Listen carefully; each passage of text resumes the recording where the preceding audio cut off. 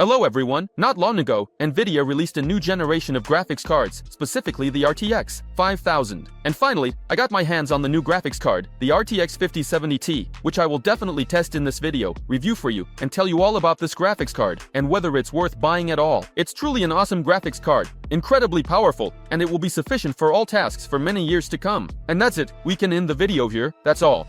Go ahead, buy it. It's a good graphics card. I recommend it. Talk about how incredibly cool the NVIDIA guys are, who have just made a revolution in the world. But in reality, this graphics card is not as simple as you think. So, the 5070i, which graphics card will I compare it to? Attention friends, it's the 4070 Ti Super in the tests. I will compare these two graphics cards. We will look at the performance difference between these two graphics cards and also draw conclusions on whether it's worth buying the 5070 Ti at all, whether it matches its price, and calculate the cost per FPS. In both cases, I'll immediately tell you, friends, why I will be comparing the 4070 Ti Super and not the regular 4070 Ti. Because it seems like the 5070 Ti is a continuation of the 4070 Ti. I'll tell you, the 4070 Ti Super is kind of a continuation of the 4070 Ti, an updated version of the regular 4070 Ti, and they should be compared with each other, not with the regular 4070 Ti. Plus, besides everything, these two graphics cards are very similar in both price and specifications. On your screens now are the technical specifications of both graphics cards. Just pause the video, pause it and take note of the difference, which is practically non-existent. The memory bus of the process technology, memory size, everything is the same. Even the number of CUDA cores is almost the same,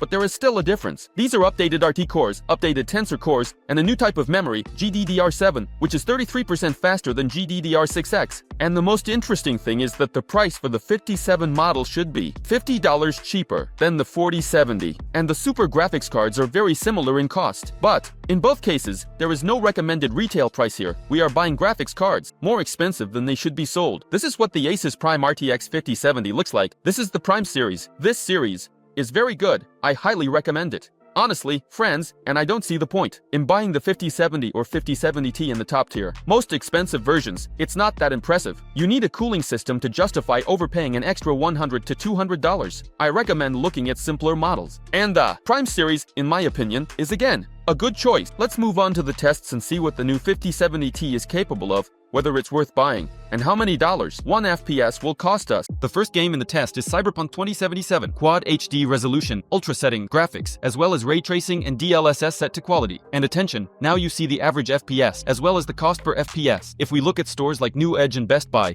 we will see that the cost of both graphics cards is approximately the same. But attention, despite this, the RTX 5070 Ti turns out to be more advantageous to purchase. And it seems like, great, the 5070 Ti is indeed a good buy, you can purchase it. Plus we get multi-frame generation, and everything is good. But pay attention to the performance difference, which is only 7%. And by the way, this is a new generation of graphics cards. The next game in the test is Dune. Everything is exactly the same as in the previous test. Quad HD resolution, ultra settings, graphics, and DLSS on quality. Here, the difference in FPS is simply insignificant, with a 3% performance increase. And at the same time, the cost per FPS is roughly the same. In theory, we can already say that the 5070 Ti is an improved version of the 4070 Ti Super.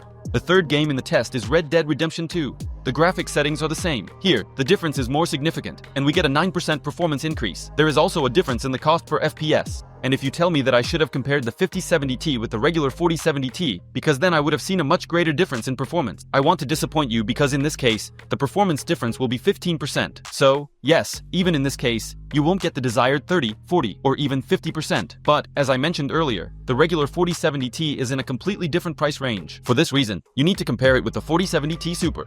Okay, these were all the comparison tests specifically between the 4070i Super and the 5070i. But let's take a look at what the 5070i is capable of in general.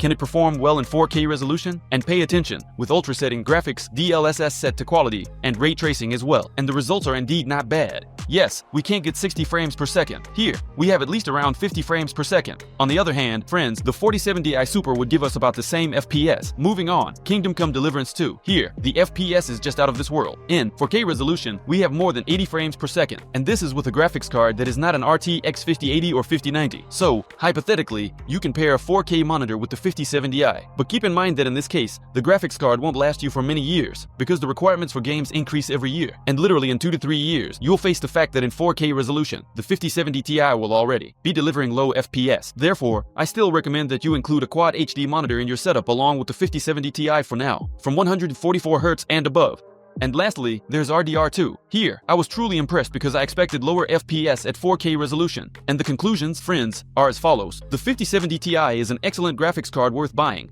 and it will be perfect for Quad HD resolution. However, calling this graphics card a new generation or revolution in the world of gaming is quite difficult. And definitely, friends, write your opinion in the comments about the 5070 Ti and the RTX 5000 series in general. Well, now let's return to the studio. It's a very good graphics card, very powerful and high-performing. You can even play in 4K resolution, you can play in Quad HD resolution, but to be honest, I expected more. I expected bigger results from the 50 series. As usual, NVIDIA showed us, during the presentation, fictional scenarios where we get the threefold increase in performance is, of course, not there. But we don't even get the usual 30% performance increase, because usually, we always saw 30%. And even if we compare the 5070 with the regular 4070, not the Super, just the regular one, there won't even be a 30% performance increase. At best, it will be 20 to 25%. But the prices are very different. Therefore, as I said, these two cards need to be compared. Nevertheless, would I buy this graphics card for my PC build? Yes, I would. I would indeed buy it and build a computer based on the 5070 Ti,